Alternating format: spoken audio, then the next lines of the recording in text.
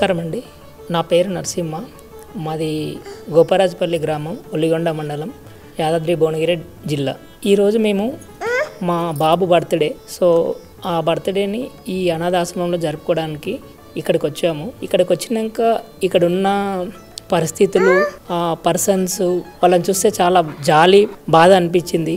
ఎందుకంటే ఎవరెవరో వాళ్ళకు మతిస్థీమితం లేకుండా వాళ్ళంతటా వాళ్ళు ఎవరో తెలియని సిచ్యువేషన్లో ఉన్నారు. సో అలాంటి వాళ్ళకి మా తరపున మేము ఎంతో కొంత అన్నదానం సహాయం చేశాము.